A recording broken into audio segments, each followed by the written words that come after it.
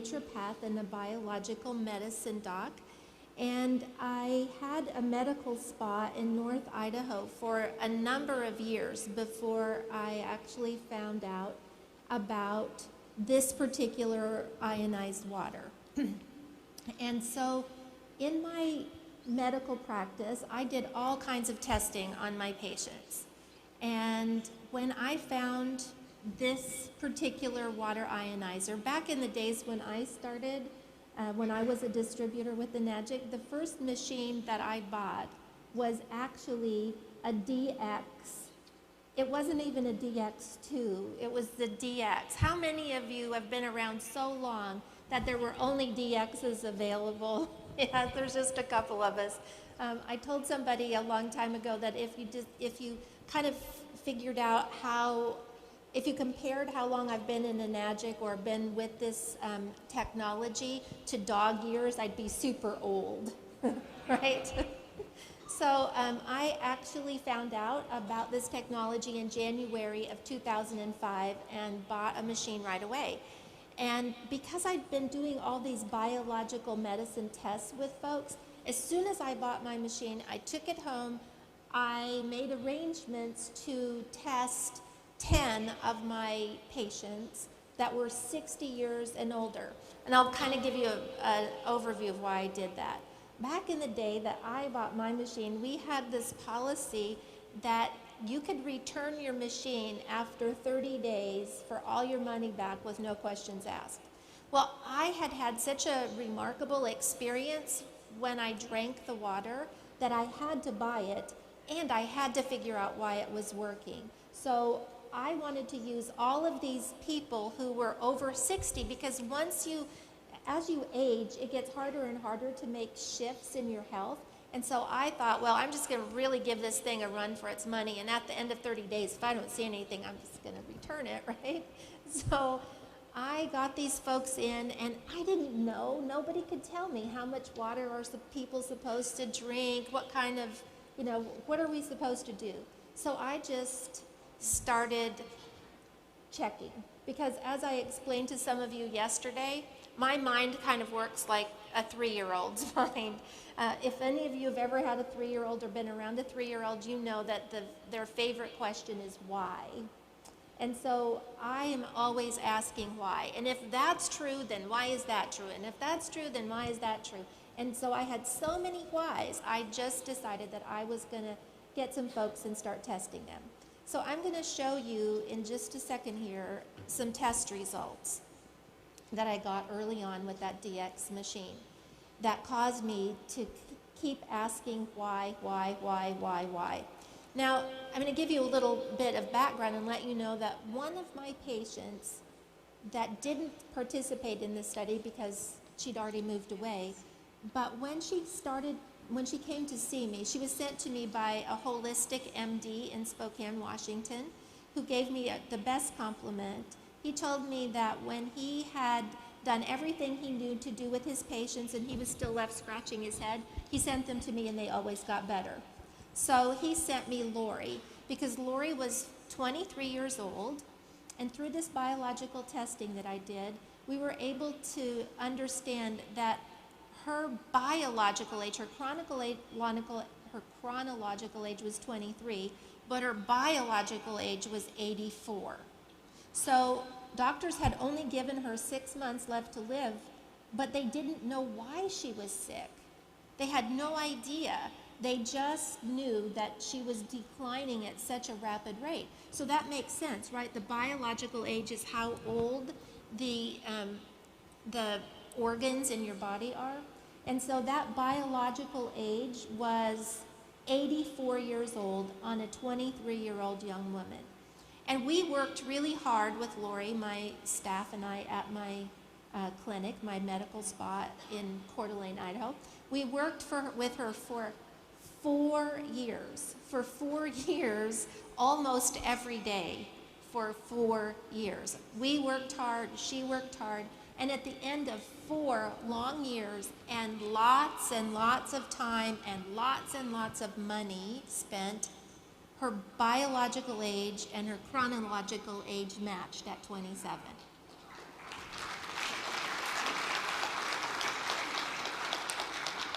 And that was an amazing thing to have happen. But what what I really wanted to see was, would this water help in any way? Now, I was really focused on the pH back in those days, and it was this test and the ensuing tests of other people who I had on the water that really got me to change my mind about what's really important with this water. And this is why I call this talk, this is where technology meets biology. So in this next slide, what I want you to see,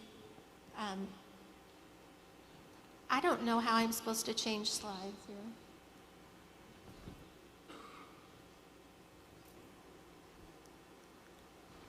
I don't seem to have a clicker.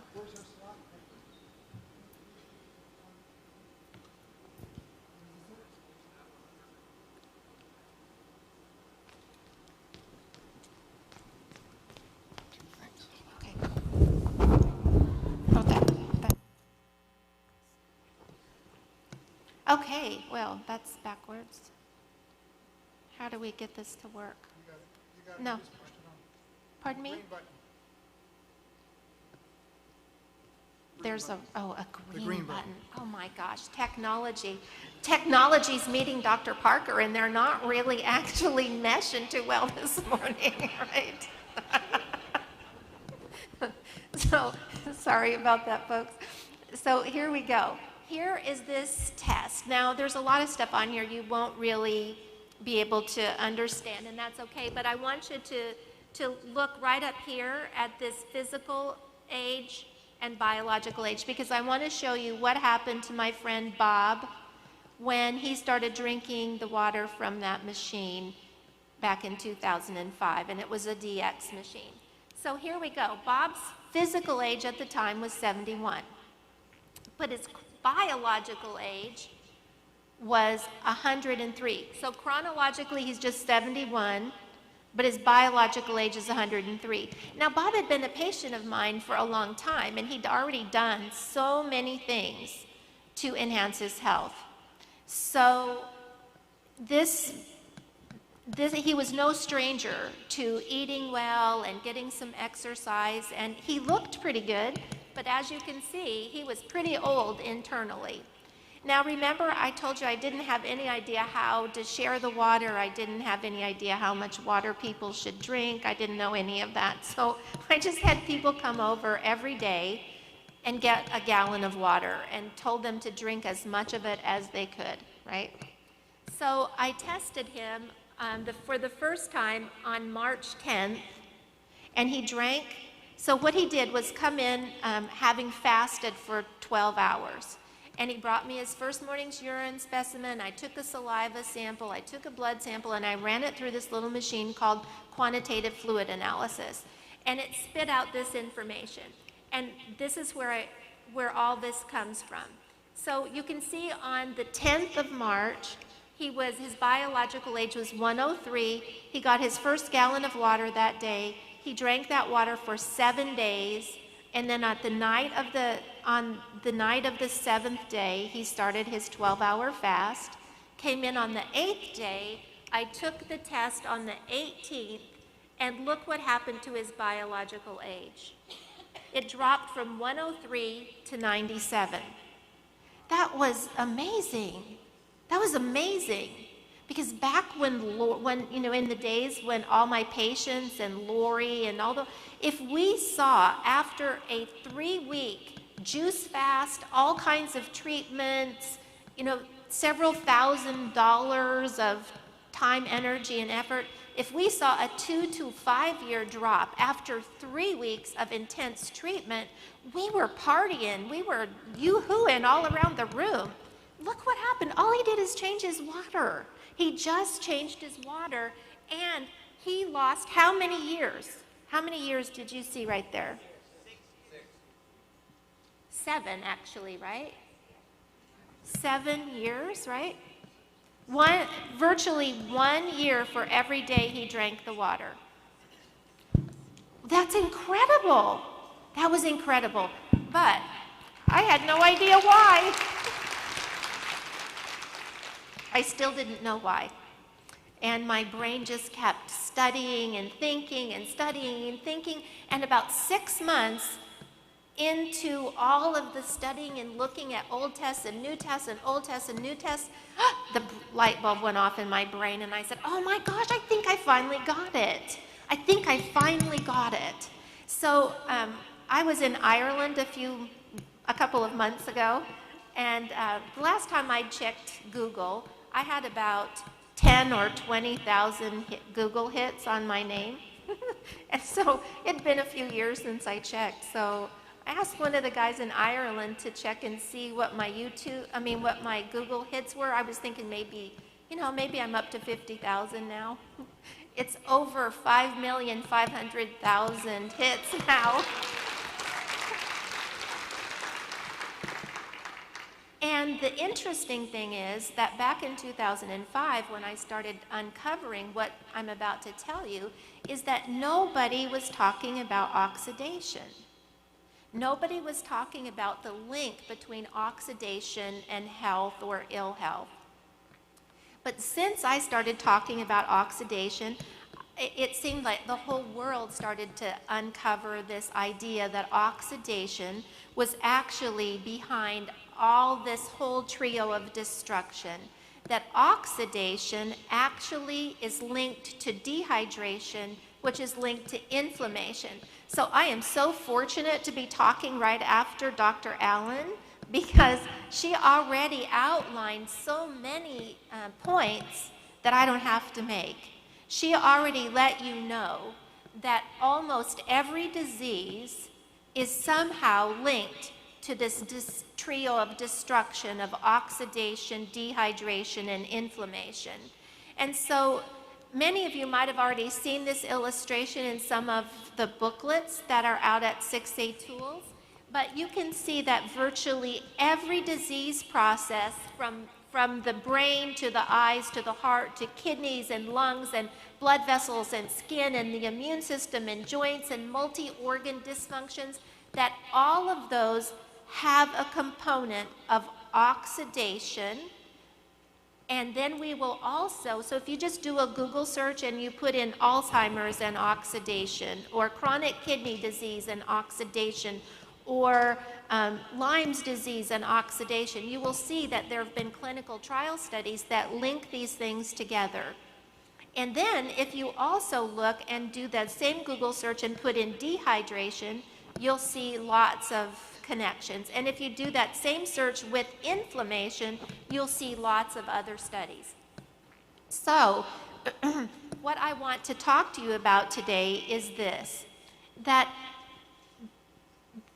every one of these things is connected to that entire scenario of oxidation, dehydration, and inflammation.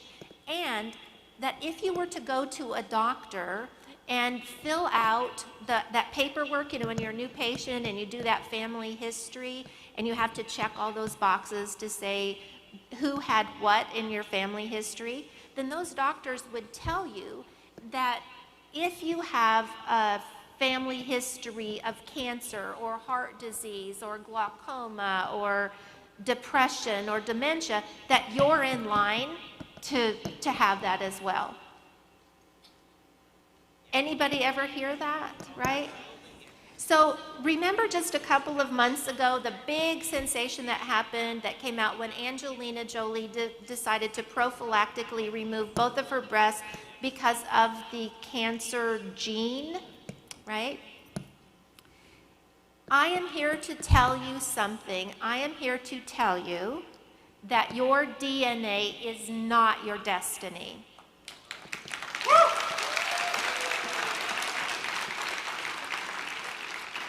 And just in case you didn't get it, I'm going to say it again. Your DNA is not your destiny. So I'm going to explain why that's true. This is just a picture of a cell, and we're going to talk about a little bit of basic biology.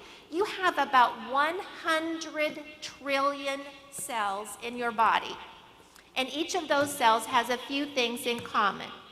They all have a coating on the outside or a covering on the outside that's called your cell membrane. And that cell membrane is actually made out of 2 layers of fat. It has a pretty fancy name. It's called a phospholipid bilayer. And so you can see that there's the top layer and a bottom layer. And what that cell membrane is supposed to do, as you can see from this illustration, is that it's supposed to let oxygen come into the cell. It's supposed to let water come into the cell, and it's supposed to let carbon dioxide out of the cell freely. Other things like minerals and enzymes and the things that Stratton talked about yesterday, those things are all pretty tightly controlled, and he demonstrated that to you yesterday.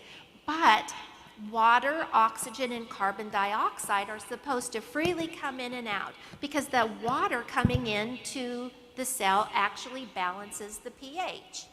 The oxygen coming into the cell gives you enough oxygen to create energy in your mitochondria to fuel your cell that fuels your body.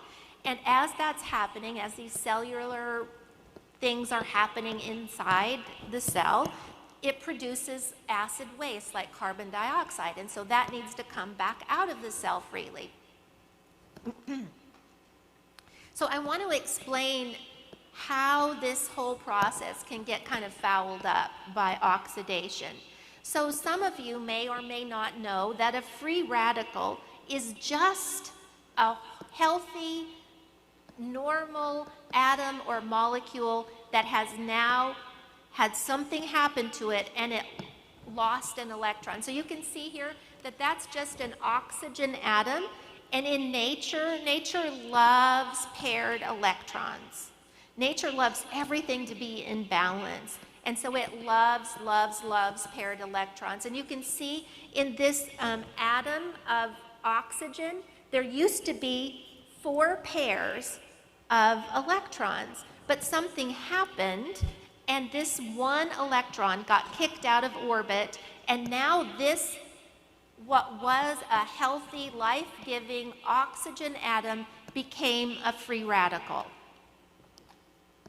And this is how it happened. So we had a stable atom that had all 8 electrons all paired up into 4 pairs, but something happened. Either consumption of alcohol or sodas or breathing polluted air or eating food or breathing air or drinking water with toxins, lots of chemicals, fluoride, things like heavy metals, UV rays, X-rays, even your cell phones and your computers and television, and now with our genetically modified foods, one of those things happened from the environment that could kick that electron out of orbit. But that's not the only way it happens. In fact, our bodies are free radical producing machines all on their own, because exercise, emotional stress, cellular respiration, when our body's making energy, normal immune functions, and even inflammation can kick one of those electrons out of orbit and create this free radical oxygen. Now, when Corinne was talking, she was talking about free radical scavengers. Well, that's what this oxygen, what's missing an electron is. It's a free radical scavenger. So it's actually going to go to the cells in your body and look for an electron to steal so that it can have 4 pairs or 8 electrons again, because nature loves paired electrons. When that has happened often enough on your cell membranes, it changes the entire fatty cellular membrane. Those fats, because fat's very easily oxidized, I want you to think about being in your kitchen where you might have fried something, and you try to clean that vent fan in your kitchen or the wall behind your stove, and it has that thick, sticky fat on. That's what the fat on your cell membrane starts to look like after oxidation, because that fat on your vent fan, that fat on the wall, that's just oxidized fat. So that starts to happen to the cell membrane. And as that happens, now oxygen is being repelled. Water's being repelled. Carbon dioxide's getting trapped inside the cell. And now we've got a really unhealthy cell membrane.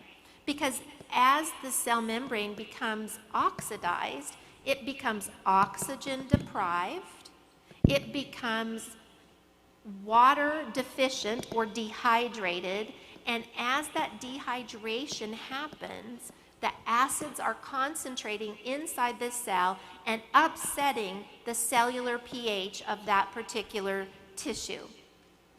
So as you can see, as oxidation happened to the cell, it set up a whole situation for dehydration, and that set up a whole situation for inflammation.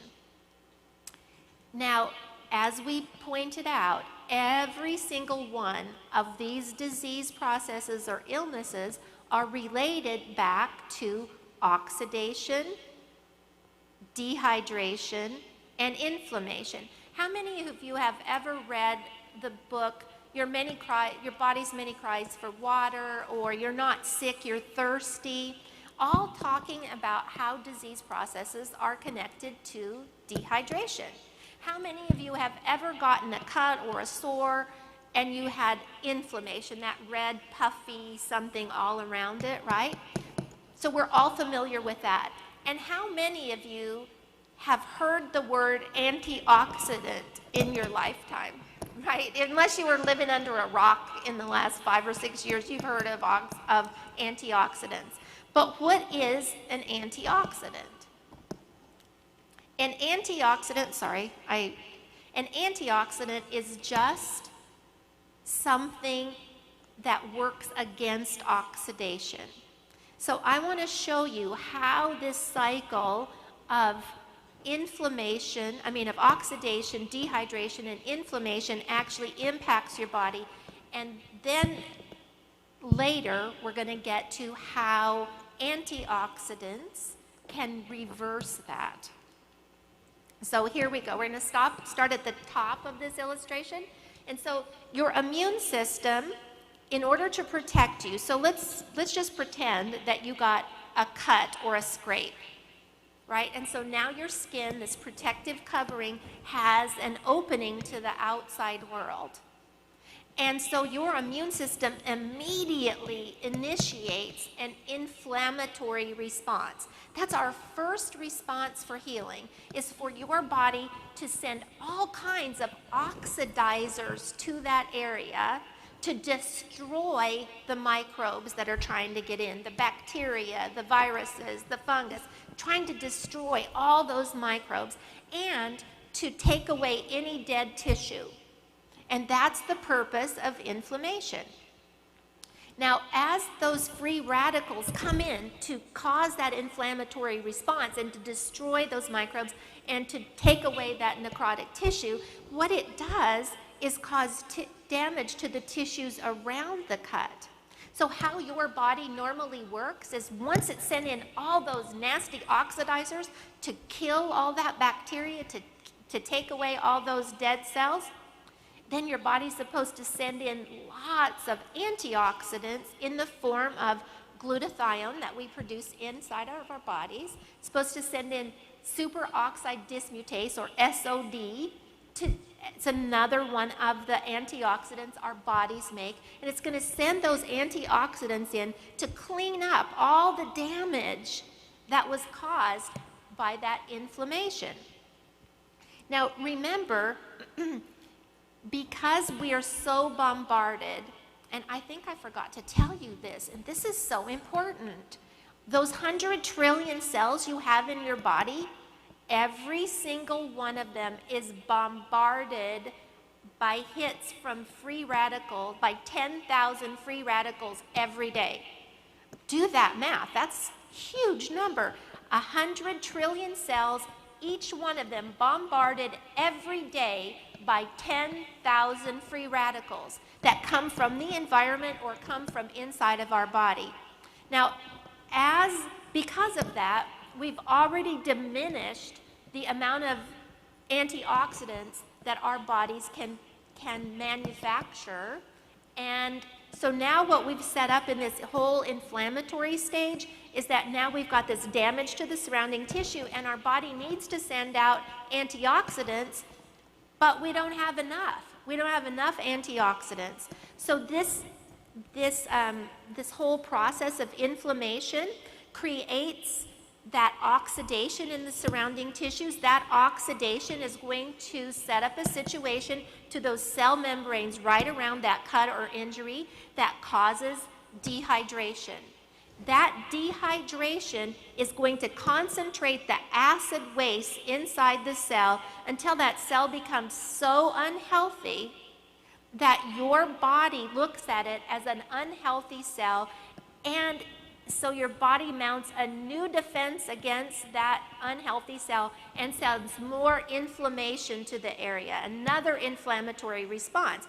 That inflammatory response creates more oxidation to cell membranes, which creates more dehydration, which creates more concentration of acids inside the cell, which the body looks at and says, oh, that cell's so unhealthy, we need to mount another inflammatory response. We need to send more oxidizers to that area. And that creates this downward spiral of health. So oxidizers are sent to the area by your immune system.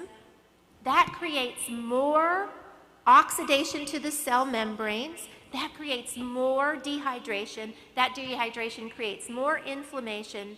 That creates more oxidation. That creates more inflammation, more dehydration. So do you see how this downward spiral gets started? Not such good news, right? But now I want to change subjects a little bit, because the water machine that each of you have, or have been told about if you're new in the group, it has the power to do something really interesting to water. So as the water passes through an electrically charged field in that water cell inside the machine, something happens and the water splits. So we start with regular H2O. For some reason, my technology's still not working today. There it goes. So we start with a regular H2O. Oxygen to hydrogen makes what? Water, right? So as the water passes through the electrically charged fields, it actually splits it up in two ways. It splits it up into a hydroxyl ion and a hydrogen. So OH negative and H plus. Now, you may not know this, but this hydroxyl ion over here is what is absolutely responsible for the alkalinity of your water. This hydrogen over here has lost its electron. See, it's over here with the OH negative. Now this becomes a positively charged hydrogen ion. And guess where that goes? That's responsible for making the acid water that comes out of the other hose. So now the way this water split, this water molecule split, created the acid and the alkaline water.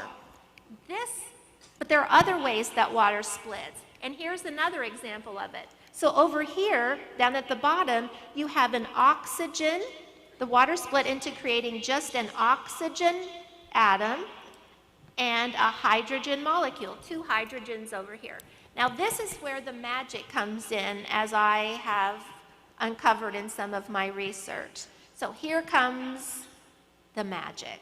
I want you to pay really close attention to this, because this is so important, because it is my understanding that this is absolutely the most important aspect of your water from my testing. And it's what caused Bob's age to decrease by 1 year for every day he drank that water. How many of you have ever heard about a hydrogen fuel cell? Right?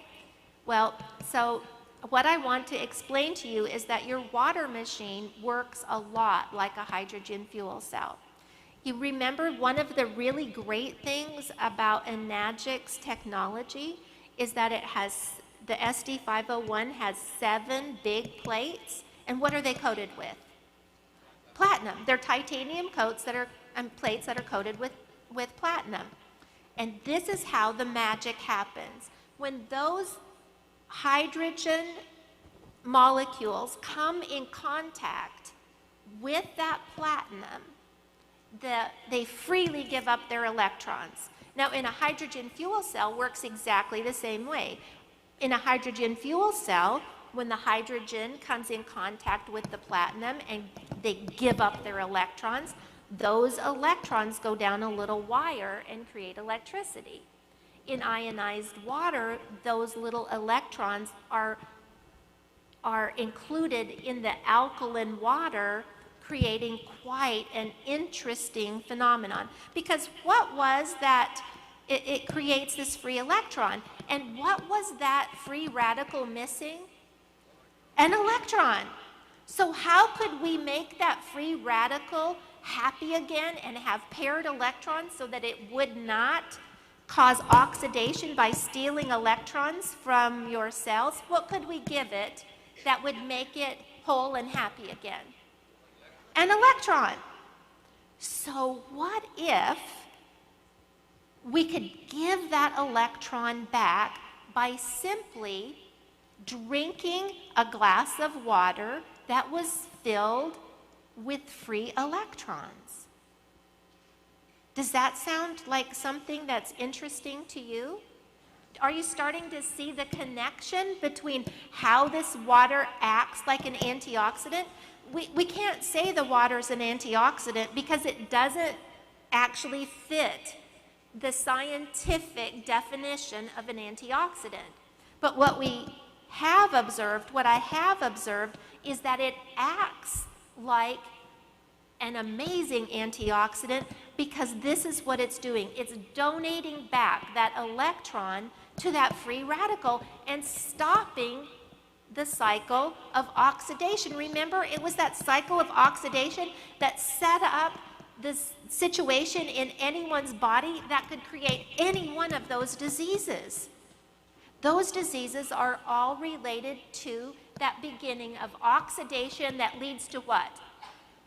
Dehydration, that leads to inflammation, that leads to more oxidation, that leads to more dehydration, that leads to more inflammation, right? So now we've got to find a way to reverse that cycle. And reports through the years have claimed that antioxidants in fruits and vegetables, in the foods that we eat, would be the answer to this problem of oxidation. But there are some interesting points about antioxidants in foods that you might not know about. And so I've gotten you to kind of all of the bad news about what's going on inside of your body from this cycle of inflammation that your body starts. So now we know that our cells, all those 100 trillion cells, are receiving 10,000 hits every day from oxidizing agents from our environment, but also from inside of our body. And we know that what we need is an antioxidant, and even all of these reports claim it. But I want to end this part one of this talk by giving you just one more little piece of bad news. And then when it's time for me to get up and talk again, I'm going to deliver the good news, okay? So here's the bad news. The antioxidants in all of those fruits and vegetables and supplements all have some limitations because antioxidants are tissue specific. That means that vitamin A only helps support your mucous membranes and your lungs. And vitamin E helps with your cardiovascular system. And vitamin C helps support connective tissue and your skin. That's why when Shan was talking about vitamin C deficiencies and the collagen loss yesterday, which gives us wrinkles, and these antioxidants even have some serious drawbacks in that only 25% of the average antioxidant in your food and supplements can actually be used by your body. And in high doses, fat-soluble vitamins like A and E can actually become toxic to your liver. And here's the one thing that I want you to take away is this, that as those antioxidants do exactly the job that they were meant to do, because there is a free radical and they're going to quench a free radical, how do you think they're going to do that? How do you think they're going to neutralize that free radical? They're going to do it by donating an electron. Now what happened to that antioxidant? It's missing an electron, so now it's actually become a weak free radical itself. So while it quenched a really bad free radical, it became a weak free radical, and it actually adds to that free radical oxidative stress in your body. So it's going to slow down those really terrible oxidizers, but it can never stop the cycle of oxidation. And so later when I come back, I'm going to be explaining how water with free electrons can actually reverse these whole situations of oxidation that leads to dehydration, that leads to inflammation, right? So that's it for part one, and I will be seeing you later. We've had a little change in scheduling, so I will see you soon. Give it up for Dr. Peggy Parker.